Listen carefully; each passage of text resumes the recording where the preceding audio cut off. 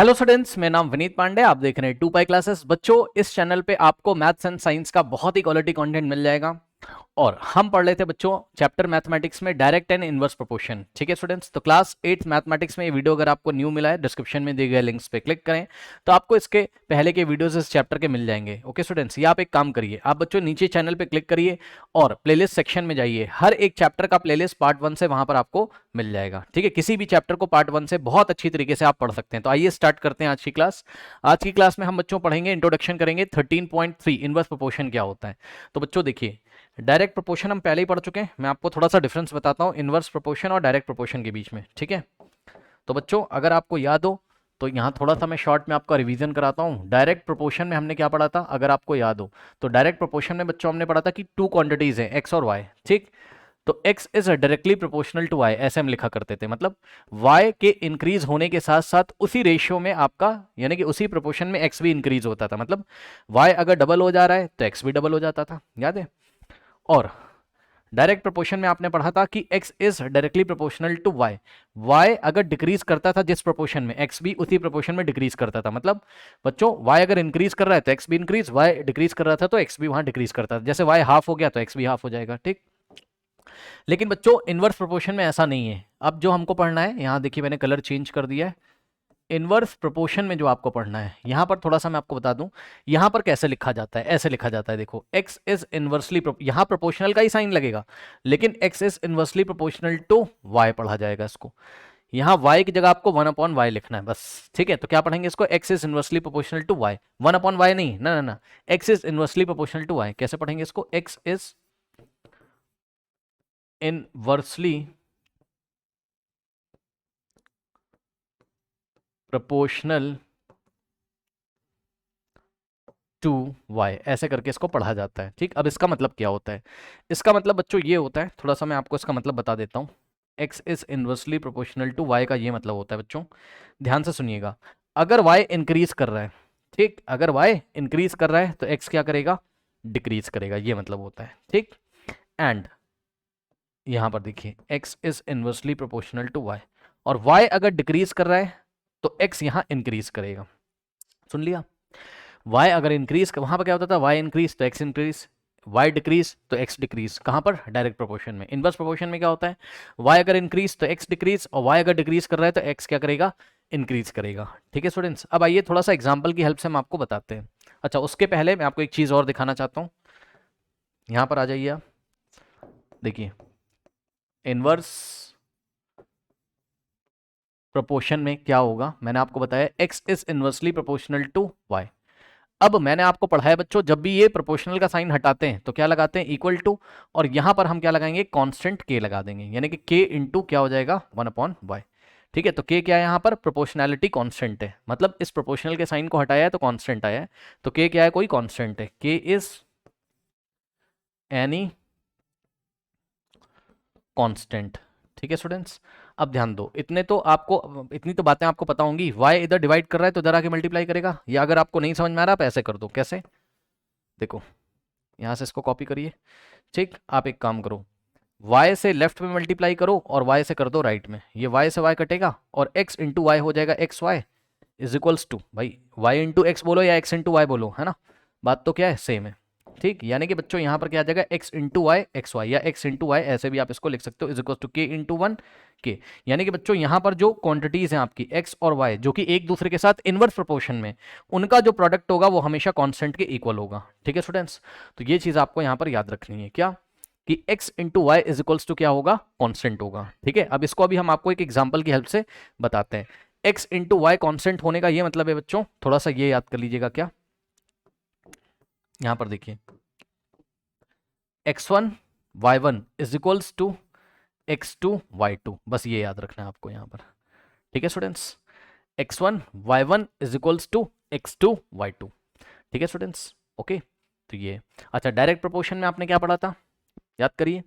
Direct proportion में बच्चों आपने कुछ ऐसा पढ़ा था, मैं थोड़ा सा आपको याद दिलाना चाहता हूँ। यहाँ हमने क्या करा था, प्रोपोर्शनैलिटी, प्रोपोर्शनल का साइन हटाया था, कांस्टेंट k लगाया था। ठीक, और y यहाँ नीचे आ गया था, यानी कि x upon y is equal, भाई y यहाँ मल्टीप्लाई है तो इधर आके डिवाइड करता था। तो वहाँ हमने पढ़ा था x अपॉन वाई कांस्टेंट होता है, यानी कि x और y का रेशियो कांस्टेंट होता है, यानी कि वहाँ हमने पढ़ा था x1 upon y1 is equals to x2 upon y2। यहाँ पर ऐसा नहीं है, यहाँ पर क्या है बच्चों, यहाँ पर आपका x into Y is equals to constant होता है। वहां पर x अपॉन वाई कॉन्स्टेंट होता था, यहाँ पर x इंटू वाई कॉन्स्टेंट होता है। मतलब वहां पर x1 y1 is equal x1 upon y1 is equals to x2 upon y2 होता था। यहाँ पर बेटा x1 into y1 is equals to x2 into y2 ऐसा कुछ चलेगा। ठीक, अभी कुछ एग्जाम्पल दूंगा तो आपको बहुत आराम से यहाँ पर क्लियर हो जाएगा। ठीक, आइए कुछ एग्जाम्पल देते हैं बच्चों आपको आपकी एनसीईआरटी की बुक से ही। ठीक, आ जाइए। देखिए बच्चों, यहाँ पर पहले तो इस टेबल को अच्छी तरीके से समझ लीजिए आप लोग। क्या आप क्या पढ़ रहे हो, इनवर्स प्रोपोर्शन, है ना। क्या पढ़ रहे हो आप पढ़ रहे हो बच्चों इनवर्स प्रोपोर्शन पढ़ रहे हो। Yes sir. सर इसका मतलब होता है कि x is inversely proportional to y, मतलब अगर एक क्वांटिटी इंक्रीज कर रही है तो दूसरी डिक्रीज करेगी। ठीक, और यहाँ x इंटू वाई होता है कांस्टेंट। ठीक, यानी कि बच्चों यहाँ पर होता है x1 into y one is equals to x2 into y two, यानी कि x और y का प्रोडक्ट हमेशा क्या होगा, कांस्टेंट होगा। जब भी आप x को y से मल्टीप्लाई करोगे तो हमेशा एक कांस्टेंट होगा। ठीक, अब थोड़ा सा पहले समझ लो। देखो बच्चों, ये स्पीड दी है किलोमीटर पर आवर में। ठीक, तो कोई अगर वॉकिंग करके कोई पर्टिकुलर डिस्टेंस है, मान लो कोई बच्चा है, उसको अपने घर से, ये इसका होम है घर, अपने घर से अपने स्कूल जाना है। जस्ट मैं एग्जांपल आपको दे रहा हूँ। ठीक है बच्चों, तो ये देखिए, तो यहाँ कुछ ना कुछ डिस्टेंस होगी यहाँ से यहाँ तक की। ठीक है स्टूडेंट्स, यहाँ से यहाँ तक की कुछ ना कुछ डिस्टेंस होगी। तो बेटा डिस्टेंस तो फिक्स होगी, डिस्टेंस जो भी है वो तो फिक्स होगी, यानी कि डिस्टेंस होगी कॉन्स्टेंट। ठीक है स्टूडेंट्स, डिस्टेंस क्या हो गई यहाँ पर, कॉन्स्टेंट हो गई। ठीक है ना, ओके, डिस्टेंस यहाँ कॉन्स्टेंट हो गई। अब देखो, अगर वो वॉकिंग करके जाएगा तो उसकी स्पीड कितनी है, 3 किलोमीटर पर आवर। अगर वो रनिंग करके जाएगा, भागते हुए जाएगा, ठीक, तो उसकी स्पीड कितनी हो गई, 6 किलोमीटर पर आवर। अगर साइकिलिंग करते जाएगा तो उसकी स्पीड हो गई 9 किलोमीटर पर आवर, और कार से जाएगा तो उसकी स्पीड बहुत ज़्यादा, यानी कि 45 किलोमीटर पर आवर। ठीक, तो ध्यान से चेक करो, यहाँ पर बच्चों टाइम टेकन लिखा है। अब आप खुद दिमाग लगाओ, अगर वो वॉकिंग करके जा रहा है तो टाइम उसको कितना लग रहा है, 30 मिनट्स। ठीक, वॉकिंग करके जा रहा है तो उसकी स्पीड कितनी है, 3 किलोमीटर पर आवर, तो उसको टाइम कितना लगता है, 30 मिनट्स। अगर रनिंग करके जा रहा है तो रनिंग जब वो कर रहा है तो उसने अपनी स्पीड बढ़ा दी, 2 टाइम्स बढ़ा दी। चेक कर लो, पहले उसकी स्पीड 3 किलोमीटर पर आवर थी, अब 3 को 2 से मल्टीप्लाई करो, 3 2 6, अब उसकी स्पीड हो गई 6। तो बेटा अगर उसकी स्पीड 2 टाइम्स हो गई तो टाइम कितना हो जाएगा, 2 का रेसिप्रोकल, यानी कि हाफ हो जाएगा। सुन लो ध्यान से, स्पीड यहाँ x वेरिएबल से दिखा रहा हूं मैं, और टाइम को यहाँ मैं y वेरिएबल से दिखा रहा हूं। मैंने आपको क्या पढ़ाया था बताइए, कि अगर यहाँ पर ये वाली क्वांटिटी इंक्रीज कर रही है तो ये डिक्रीज करेगी। सही है, तो यहाँ पर देखिए बच्चों, x इंक्रीज कर रहा है लगातार, 3 से इंक्रीज होकर 6 हो गया, यानी कि डबल हो गया। तो यहाँ अगर आप 2 से मल्टीप्लाई कर रहे हो तो यहाँ से यहाँ जाने में आप 2 का रेसिप्रोकल से मल्टीप्लाई करोगे, यानी कि हाफ कर दोगे, 30 इंटू 1/2 करोगे। तो 30 इंटू 1/2 करोगे बेटा, कितना मिल जाएगा, 2 1 और 2 15 15 इंटू 1 15 मिल जाएगा। ठीक, फिर यहाँ से यहाँ आप गए। ठीक है स्टूडेंट्स, तो टाइम आपने कितना कर दिया, या आप एक काम कर लो, यहाँ से यहाँ मत जाओ, आप डायरेक्ट यहाँ से यहाँ जाओ। ये देखो, आप जब यहाँ से यहाँ जाओगे, ठीक, तो स्पीड आपने 3 से 9 कर दी, यानी कि आपने स्पीड को 3 से मल्टीप्लाई कर दिया। ठीक, स्पीड को 3 से मल्टीप्लाई कर दिया, तो यहाँ से यहाँ तक का जो टाइम होगा वो 3 का रेसिप्रोकल करना है आपको। 3 का रेसिप्रोकल क्या होता है, 1/3। ठीक, तो यहाँ से यहाँ तक का जो टाइम होगा वो आपको कैसे मिलेगा, इस 30 को आप क्या करोगे, 3 के रेसिप्रोकल 1/3 से मल्टीप्लाई करोगे। ठीक, तो अब आपको कितना लगेगा, 10 मिनट्स लगेगा। ठीक, अब सुनो, यहां से जब आप यहां जा रहे हो, ठीक, तो 3 से आपने अपनी स्पीड कितनी कर दी, 45। अब आप कार से जा रहे हो, तो बच्चों 3 से 45 मिलने का तरीका क्या है, 3 से 45 हमें तब मिला होगा जब हमने 3 को क्या कर दिया, 15 टाइम्स, यानी कि बच्चों आपने अपनी स्पीड को 15 टाइम्स कर दिया। 3 इंटू 15 45 होता है। तो आपका जो टाइम है वो क्या हो जाएगा, 1/15 हो जाएगा, यानी कि 30 को आपको 1/15 से क्या करना है, मल्टीप्लाई करना है। ठीक है स्टूडेंट्स, तो 15 1 15 2 जा, तो बस आप क्या देख रहे हो कि स्पीड अगर 2 टाइम्स तो टाइम 2 का रेसिप्रोकल, यानी कि हाफ टाइम्स हो जाएगा। ठीक, स्पीड अगर 3 टाइम्स तो 3 का रेसिप्रोकल, यानी कि टाइम 1/3 टाइम्स हो जाएगा। ठीक, स्पीड अगर 15 टाइम्स इंक्रीज कर दी तो आपका टाइम 15 टाइम्स, यानी कि 1/15 से मल्टीप्लाई होके मिलेगा, ना कि 15 टाइम्स आपका टाइम डिक्रीज हो जाएगा। सही है ना, तो इसको 15 टाइम डिक्रीज करने का मतलब 1/15 से मल्टीप्लाई कर देंगे। ठीक, ये तरीका एक तो।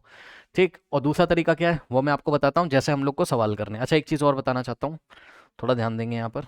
देखिए बच्चों, आप देखो, जो टीचर्स इस वीडियो को देख रहे हैं, मैं आपको बता दूं कि मैं यूनिट्स की बात नहीं कर रहा हूं अभी, बच्चों को समझाने के लिए बस मैं ये बता रहा हूं, क्या जो मैंने यहाँ बताया है कि x और y का प्रोडक्ट हमेशा कांस्टेंट नंबर मिलता है। तो ध्यान से चेक करो, यहाँ पर x इतना है और y इतना है, ठीक, ये x है और ये यहाँ पर y है, ठीक। तो x इंटू वाई अगर मैं करूँगा, बस मैं न्यूमेरिकल वैल्यू ले रहा हूँ, यूनिट्स का ध्यान मैं नहीं दे रहा हूँ, ध्यान दें। तो x की जगह 3, यूनिट के चक्कर में मत पड़िए अभी, छोड़ दीजिए उसको। 3 इंटू 30 90 आ रहा है। अब यहाँ पे x इतना है और y इतना है, x इंटू वाई करो, तो x इंटू वाई करो, x कितना है 6 और y कितना है 15, 6 इंटू 15 कितना है 90, ठीक। फिर ये x है और ये y है, ठीक। तो x कितना है यहाँ 9 और y कितना है यहाँ 10।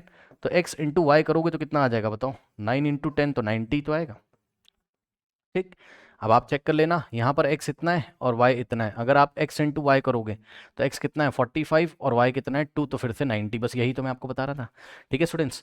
क्या कि x और y का प्रोडक्ट हमेशा क्या होता है, कांस्टेंट, एक फिक्स नंबर आता है। तो देख लीजिए x इंटू वाई हमेशा एक फिक्स नंबर, वो कांस्टेंट कौन है 90, कांस्टेंट कौन है 90, हर एक बार 90 आ रहा है, ठीक है स्टूडेंट्स, हर एक बार 90 आ रहा है। एक तो ये बात हो गई। अब दूसरी बात सुनो, ठीक। और ये जो 90 ये क्या है, ये डिस्टेंस है, 90 यूनिट्स क्या है, डिस्टेंस है, ठीक। मतलब समझो, डिस्टेंस को कांस्टेंट रखते हुए, डिस्टेंस तो कांस्टेंट ही होगा ना भाई, वो थोड़ी ना चेंज हो जाएगा। आपके घर से स्कूल का डिस्टेंस थोड़ी ना चेंज हो जाएगा, चेंज तो आप सिर्फ अपनी स्पीड कर सकते हो। स्पीड को चेंज करोगे तो टाइम ऑटोमेटिकली चेंज हो जाएगा। भाई स्पीड को जैसे जैसे आप बढ़ा रहे हो, टाइम आपका कम से कम लगता चला जा रहा है। स्पीड को 3 से बढ़ाकर आपने 15 टाइम्स यानी कि 45 किलोमीटर पर आवर कर दिया, तो आपका टाइम 30 से डिक्रीज होकर कितना हो गया, 30 का 1/15 कर दो, 30 इंटू 1/15, ठीक। भाई ज्यादा स्पीड रखोगे तो टाइम कम लगेगा ना, ये लीजिए।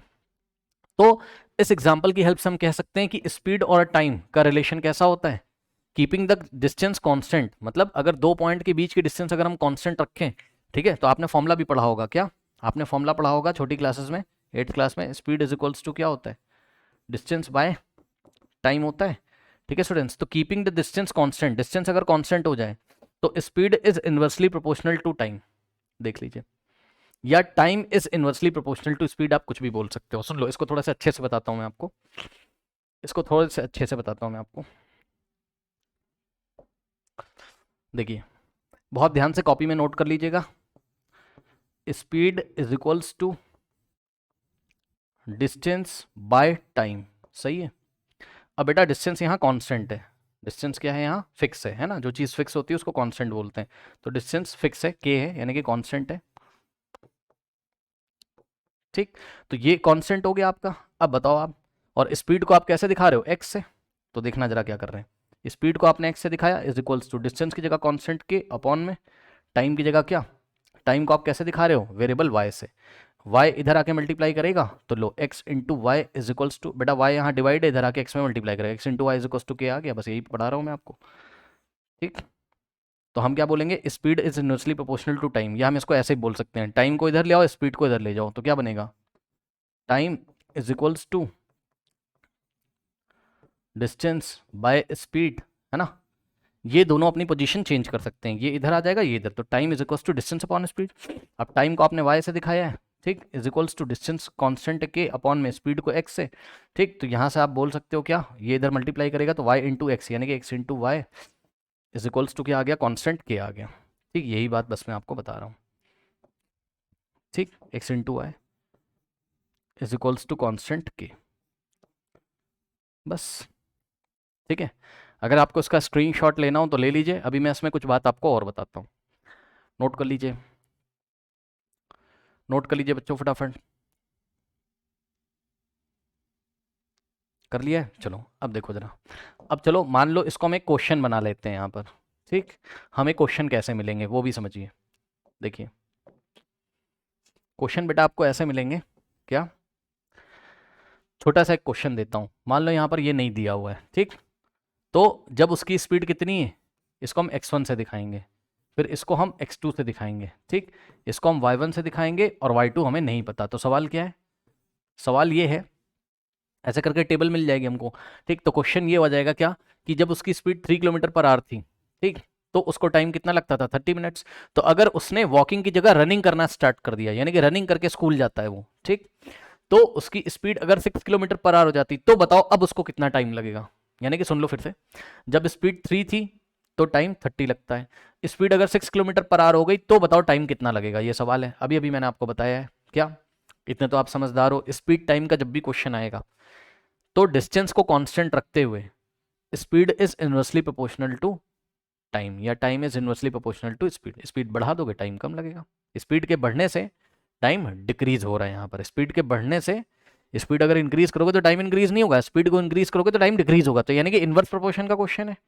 तो अगर इनवर्स प्रोपोर्शन का क्वेश्चन है बेटा, तो मैंने क्या बताया था आपको कि x into Y is equals to क्या होता है, constant. x into y constant होने का क्या मतलब है, अभी पढ़ाया था मैंने। इसका मतलब है बेटा क्या, x1 into y one is equals to x2 into y two, यही पढ़ाया था। ठीक है स्टूडेंट्स, ओके। बस अब लगा दीजिए वैल्यू, x1 की जगह क्या रखोगे 3, y1 की जगह क्या रखोगे 30, इज इक्वल्स टू x2 की जगह क्या रखोगे 6, और इंटू में y2 की जगह y2। बस अब y2 की वैल्यू निकाल लो। ठीक, तो 6 इधर मल्टीप्लाई है, इधर आके डिवाइड करेगा, यानी कि 3 इंटू 30, और ये 6 उधर मल्टीप्लाई था, इधर आके डिवाइड कर देगा। इज इक्वल्स टू में क्या बचेगा राइट हैंड साइड में y2। ठीक, 6 वन जा और 6 5 जा, फिर 5 इंटू 3 कितना होता है, 5 3 जा कितना होता है 15, 15 इज इक्वल्स टू y2, ये लीजिए। यानी कि बेटा y2 की वैल्यू कितनी आ गई 15। यानी कि अगर वो 6 किलोमीटर पर आवर की स्पीड से रनिंग करके अपने स्कूल में जाएगा तो उसको लगेंगे 15 मिनट्स। आ गया कैसे सवाल करते हैं। तो बस अभी और क्लियर होगा जब और सवाल कराएंगे, ठीक है ना।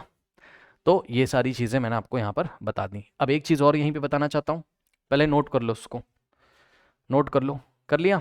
देखो एक चीज़ मैं आपको यहाँ और बताना चाहता हूँ, ध्यान से चेक करेंगे स्टूडेंट्स।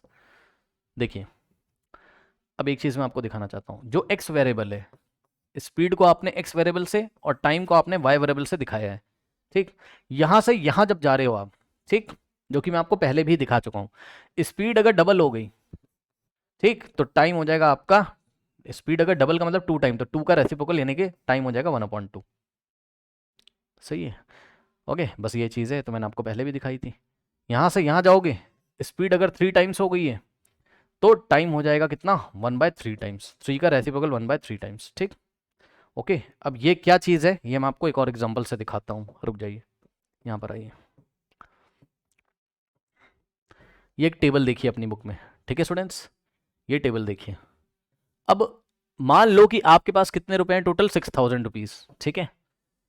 कितने हैं आपके पास, टोटल 6000 रुपीज़ हैं। ठीक, आप बाजार गए और आपके पास हैं टोटल रुपीज़ कितने 6000। तो बेटा ये तो कांस्टेंट है ना, फिक्स है। बाजार आप 6000 रुपये लेके गए हो मैथ्स की बुक खरीदने के लिए, डिफरेंट टाइप की बुक्स आप खरीद के लाओगे। डिफरेंट टाइप का मतलब है, आपको मैंने बोला जो बुक लेके आ जाओ 6000 रुपये की। अब कितनी बुक आएंगी वो डिपेंड करता है कि पर बुक का प्राइस कितना है, लेकिन ध्यान रहे 6000 रुपीज़ ना तो ज़्यादा हो जाएंगे ना कम, ये कांस्टेंट रहेगा फिक्स। भाई 6000 रुपये लेके गए थे 6000 ही रहेगा। ठीक, अब एक टेबल हमने बनाई, टेबल में केस नंबर 1 ध्यान से सुनना, अगर प्राइस ऑफ ईच बुक कितना है 40 रुपीज़ है। ठीक, एक बुक का प्राइस अगर 40 रुपीज़ है तो कितनी बुक खरीद के लेके आओगे बताओ, बहुत सीधी सी बात है। एक बुक का प्राइस अगर 40 रुपीज़ है तो 6000 रुपये में कितनी बुक आएंगी, 6000 को 40 से क्या करोगे डिवाइड, तो नंबर ऑफ बुक्स आ जाएंगी। ठीक, कितना आ जाएगा 150। ठीक, तो अगर 40 रुपए की एक बुक है तो आप 150 पीसेस खरीद के लेके आते हो। 40 रुपीज़ की अगर एक बुक है तो आपको 150 बुक्स मिलेंगी टोटल 6000 रुपये में। लेकिन अगर बुक का कॉस्ट बढ़ जाए, बुक के कॉस्ट को हम एक्स वेरिएबल से और नंबर ऑफ बुक्स को हम वाई वेरिएबल से दिखा रहे हैं। अब देखो जरा, एक्स अगर बढ़ गया, ठीक, एक्स अगर बढ़ गया मतलब अब पहले एक बुक का प्राइस 40 रुपीज़ था, अब एक बुक का प्राइस 50 रुपीज़ हो गया। अब आप खुद समझो, बड़ी प्रैक्टिकल सी सिचुएशन है। 6000 रुपये आपके पास फिक्स है, ठीक है। 40 रुपए से बढ़ के अगर दाम 50 रुपए हो गया तो अब आप ज्यादा बुक नहीं ला पाओगे, अब आप कम बुक लेके आओगे, उतने ही रुपए में अब आपको लेस नंबर ऑफ बुक्स मिलेंगी। भरोसा नहीं है तो चेक कर लीजिए। आपके पास है टोटल 6000 रुपये, एक बुक का प्राइस है 50 रुपए, ठीक, तो 6000 रुपये में कितनी बुक्स आएंगी, ठीक है, total cost divided by cost of one book. अब 120 बुक्स आएंगी, तो 50 रुपए में 120 बुक, मतलब 50 रुपए के हिसाब से एक बुक का कॉस्ट अगर 50 रुपए है तो अब 120 बुक्स मिलेंगी। ठीक, अब सुनो, अब मैं आपको दिखाना ये चाहता हूं कि जो एक्स वेरिएबल में चेंज है, अगर वो उसका रेशियो हो गया कितना, देख लो, 40:50। सुन लो, पहले 40 रुपये दाम था, अब कितना हो गया 50 रुपीज़ एक बुक का, यानी कि रेशियो से कट जाएगा 0 से 0, यानी कि अब रेशियो कितना है 4:5। तो ध्यान से सुनो, अगर प्राइस ऑफ बुक का जो इंक्रीमेंट हो रहा है उसका रेशियो कितना है 4:5, ध्यान से सुन लो, प्राइस ऑफ बुक का जो इंक्रीमेंट हो रहा है, इंक्रीमेंट हो रहा है आपके सामने देख लो, बढ़ रहा है, 40 रुपये से बढ़ के 50 रुपये हो गया, ठीक। तो प्राइस ऑफ बुक का जो इंक्रीमेंट हो रहा है उसका रेशियो हमने निकाला 40:50। अगर वो 4:5 आ रहा है तो ध्यान सुनो, नंबर ऑफ बुक्स जो डिक्रीज हो रही होंगी, ध्यान से सुन लीजिए, नंबर ऑफ बुक्स जो डिक्रीज हो रही होंगी वो जो रेशियो होगा वो इसका रेसिप्रोकल होगा। यहां से यहां जाने में रेशियो कितना आया 4:5, पता है, तो यहां से यहां जाने में जो रेशियो आ रहा होगा वो इसका रेसिप्रोकल होगा। अब बताओ 4/5 का रेसिप्रोकल क्या होता है, 4:5 का मतलब 4/5, 4/5 का रेसिप्रोकल 5:4 होता है, ठीक। तो मैं आपको दिखा भी सकता हूं, ये देखो 150 से 120 जब जाओगे आप, 150 से 120 जब आप जाओगे, ये 0 से 0 कैंसिल होगा, ठीक, 3 4 जा 3 5 जा, ये लीजिए आंसर कितना आ रहा है 5:4। फिर से सुनो, जब बुक का जो इंक्रीमेंट है, बुक के कॉस्ट मतलब एक बुक के कॉस्ट के इंक्रीमेंट का जो रेशियो, एक बुक का जो कॉस्ट है उसमें जो इंक्रीमेंट आ रहा है, ठीक है, तो इंक्रीमेंट का जब हमने रेशियो निकाला वो अगर 4:5 है, तो नंबर ऑफ बुक्स में जो डिक्रीमेंट हो रहा होगा उसका रेशियो इसी का रेसिप्रोकल होगा 5:4। बस इसीलिए हम बोल सकते हैं क्या कि ये और ये वाली क्वांटिटी क्या है, इनवर्स प्रोपोर्शन में है। मतलब जैसे कि लास्ट वाले एग्जांपल में था, स्पीड अगर 2 टाइम्स तो टाइम 2 का रेसिप्रोकल 1/2, वही चीज। प्राइस ऑफ ईच बुक का रेशियो अगर 4:5 के रेशियो से इंक्रीज कर रहा है, ठीक, तो number of books that can be bought, वो जो रेशियो है वो 5:4 के रेशियो में डिक्रीज करेगा, ठीक है। अब ज़्यादा टेंशन मत लो आप, अब मैं आपको एक चीज़ दिखाता हूँ, ध्यान से चेक करिएगा जरा, देखिए आप, अब आपको सवाल कैसे करने वो मैं आपको बताता हूँ, ध्यान से चेक करो। देखो जो क्वेश्चन आपको करना है वो कैसे करना है, ठीक। क्वेश्चन कुछ ऐसा आएगा, ये एक्स वेरिएबल है और ये क्या आपका वाई वेरिएबल है, ठीक, ये हो गया आपका x1 और ये हो गया आपका y1, ठीक, और ये हो गया आपका x2 और y2 आपको गायब कर दिया, मान लो ये नहीं दिया हुआ है। तो अब सवाल ये है कि जब एक बुक का कॉस्ट कितना था 40 रुपीज़ था, तो 150 बुक्स हम लेके आते थे, अगर एक बुक का कॉस्ट इंक्रीज कर दें, 40 से इंक्रीज करके 50 कर दें, तो अब बताओ कितने नंबर ऑफ बुक्स हम खरीद के लेके आ सकते हैं उतने ही अमाउंट में, ठीक। तो बहुत आसान है, क्या है, पहले तो आपको एग्जाम में पहचानना होगा कि डायरेक्ट प्रोपोर्शन का क्वेश्चन है या इनवर्स प्रोपोर्शन का क्वेश्चन है। तो ये है इनवर्स प्रोपोर्शन का क्वेश्चन, इतने तो आप समझदार हो। उतने ही रुपए में अगर एक भाई 6,000 रुपये आपके पास, ठीक, तो एक बुक का कॉस्ट अगर पर बुक का कॉस्ट पर पीस का कॉस्ट अगर इंक्रीज हो गया तो उतने ही 6,000 रुपये में आप कम बुक मिलेंगी ना, महंगी होगी ना बुक, ठीक है। यानी कि एक्स के बढ़ने के साथ साथ वाई डिक्रीज करेगा, तो x1 into y1 is equals to x2 into y2, ठीक। वैल्यू रख दीजिए, x1 कितना है 40 और इंटू में y1 कितना है, y1 है 150 is equals to x2, x2 कितना है 50 और इंटू में y2। अब यहाँ से बच्चों हम क्या करेंगे, 50 मल्टीप्लाई है इधर आके डिवाइड करेगा, यानी कि 40 इंटू 150 और डिवाइडेड बाय कितना हो जाएगा 50, ठीक, इज इक्वल्स टू y2, ये गया 0 से 0, 5 1 5 3 3 into 40 120, so y is equals to y2 is equals to 120। यानी कि अब 50 रुपीज़ पर पीस के हिसाब से हम 6,000 रुपये में कितनी बुक्स लेके आएंगे 120। और एक और चीज़ दिखाऊं, मैंने आपको क्या बोला था कि जो x और y का जो मल्टीप्लिकेशन होगा, प्रोडक्ट होगा, वो हमेशा कांस्टेंट होगा। चाहे यहाँ पर देख लो, यहाँ x 40 और y 50 150 है ना, तो 40 इंटू 150 मल्टीप्लाई करके देख लीजिएगा 6,000 आएगा, ठीक। और सेकेंड एग्जाम यहाँ पर देखिए, x अगर कितना है, x अगर कितना है बच्चों 50 इंटू और y कितना उस टाइम 120। अब आप देख लो फिर से आंसर कितना आ रहा है, 12 5 60 और 00, अभी भी 6,000 आ रहा है, ठीक। तो x और y का जो मल्टीप्लिकेशन है, जो प्रोडक्ट है, वो हमेशा कांस्टेंट रहेगा। अब आई थिंक आपको मेरी बात समझ में आ गई होगी। अगर आप चाहें तो आप अपनी NCERT बुक में ये बात नोट कर सकते हैं, ये वाली, we say that x varies inversely with y and y varies inversely with x, Thus two quantities x and y are said to vary inverse proportion if there exists a relation क्या है, x into y constant होता है, okay, k being a constant and y1 y2 are the values of y corresponding to the values of x1 x2। जैसे कि ये मान लो x1 है, इसकी corresponding वैल्यू y1 है, ये x2 है, इसकी corresponding वैल्यू y2 है, तो x1 into y1 is equals to क्या होता है यहाँ, x2 into y2 होता है, बस ठीक है, यही चीज लिखी, x1 into y1 is equals to x2 into y2। अब ये वाला मत याद करो तभी आप सही है ना, कंफ्यूज कर देगा ये आपको। कैसे,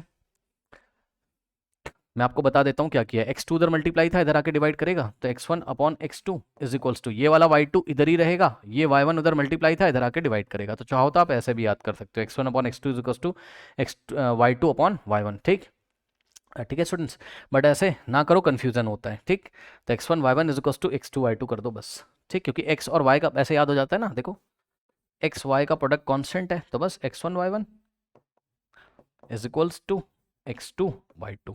बस थोड़ा सा क्वेश्चन देख के आपको पहचानना होगा डायरेक्ट प्रोपोर्शन है या इनवर्स प्रोपोर्शन है। ठीक,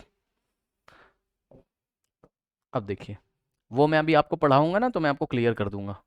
ठीक है स्टूडेंट्स, ओके। अब सुनो, अब इसने हमको बच्चों एक सवाल दिया है, यहीं पे एनसीईआरटी में बोला उसने, देखो, think of more such examples of pair of quantities that very inverse proportion, you may now have a look at the furniture arranging problem. ठीक है, introductory part of this chapter. ठीक, तो मैं आपको बताता हूँ क्या कह रहा है। कह रहा है कि जब चैप्टर स्टार्ट किया था तो वहाँ हमने आपको एक प्रॉब्लम दी थी, उसको जरा सॉल्व कर दो। ठीक, तो आओ भाई सॉल्व कर दो, इनकी प्रॉब्लम कहाँ गई। चैप्टर यहाँ स्टार्ट हुआ था, ये देखो बच्चों। ठीक, यहाँ पे आपका चैप्टर स्टार्ट हुआ था। ठीक, अपनी बुक खोल लीजिए, स्टार्टिंग में यहाँ पर देखो क्या कह रहा है, if two students take 20 minute to arrange chairs of assembly. ठीक, अब देखो यहाँ पर कांस्टेंट क्या है, chairs of assembly. Chair of assembly जो होगी वो कांस्टेंट होगी, नंबर ऑफ चेयर क्या होंगी, कांस्टेंट होंगी। सही है ना भाई, मान लो 50 चेयर है, उसको अरेंज करना है, तो भाई नंबर ऑफ चेयर तो फिक्स है ना।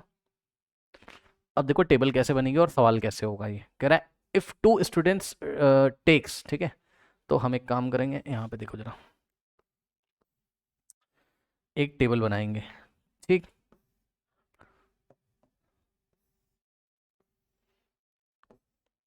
ये देखो बच्चों, यहां हम लिखेंगे क्या, number of students, number NO का मतलब नंबर ऑफ स्टूडेंट्स, और नंबर ऑफ स्टूडेंट्स को हम वेरिएबल एक्स से दिखाएंगे, और यहां हम लिखेंगे टाइम, टाइम टेकन। ठीक, और इसको हम वेरिएबल वाई से दिखाएंगे, time taken in minutes, time taken in minutes. अब देखो सवाल पढ़ो, कह रहा है कि इफ टू स्टूडेंट्स, कितने स्टूडेंट, टू स्टूडेंट्स, जब दो स्टूडेंट होते हैं यानी कि एक्स की वैल्यू कितनी है, 2। ठीक, तो जब बच्चों 2 स्टूडेंट्स होते हैं तो टाइम कितना लगता है चेयर्स को अरेंज करने में, 20 मिनट्स। भाई कुछ काम उनको बता दिया, जो असेंबली की चेयर अरेंज करो, तो 2 स्टूडेंट हैं अगर केवल, तो असेंबली की जितनी भी चेयर्स हैं यानी कि वर्क तो उनका फिक्स हो गया, कॉन्सेंट हो गया वर्क, चेयर को अरेंज करना, नंबर ऑफ चेयर्स भी फिक्स होंगी जिनको अरेंज करना होगा। तो बच्चों यहां पर अगर 2 स्टूडेंट है तो 20 मिनट लगता है उस काम को करने में। ठीक, तो नंबर ऑफ स्टूडेंट्स अगर 2 हैं तो टाइम कितना लगता है, 20 मिनट्स।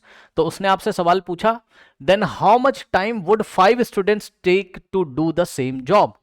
अगर नंबर ऑफ स्टूडेंट्स कितने हो जाएं, 5 हो जाएं, तो उसी सेम जॉब को करने के लिए यानी कि असेंबली की चेयर को अरेंज करने के लिए कितना टाइम लगेगा, ये बता दो। सुन लो, 2 स्टूडेंट्स थे तो 20 मिनट लगता था, तो 5 स्टूडेंट्स हैं तो कितना मिनट लगेगा। अब आपको एग्जाम में सोचना है कि ये डायरेक्ट प्रोपोर्शन का क्वेश्चन है या इनवर्स प्रोपोर्शन का। तो सुनो ध्यान से भाई, एक बात बताओ, पहले 2 स्टूडेंट थे तो 20 मिनट लगता था, अगर ज्यादा स्टूडेंट हो गए उसी काम को करने के लिए, ज्यादा स्टूडेंट तो टाइम कम लगेगा ना, जल्दी जल्दी हो जाएगा काम, टाइम कम लगेगा, खुद सोचो। ठीक, यानी कि बच्चों यहां पर x तो बढ़ रहा है लेकिन y क्या होगा, डिक्रीज हो जाएगा। चेक कर लो, नंबर ऑफ स्टूडेंट जब बढ़ जाएंगे तो बेटा टाइम कम लगेगा, यानी कि x तो बढ़ रहा है लेकिन y क्या करेगा, डिक्रीज करेगा। ठीक, बस ये हो जाएगा x1, ये हो जाएगा आपका y1। ठीक, ये हो जाएगा आपका x2, तो ये हो जाएगा आपका y2 जो कि आपको निकालना है। तो लगा दीजिए यहां पर x1 into y1 is equals to x2 into y2। सही है, x1 की जगह आप कितना रखोगे, 2, तो x1 कितना है 2 इंटू y1 कितना है, y1 कितना है 20।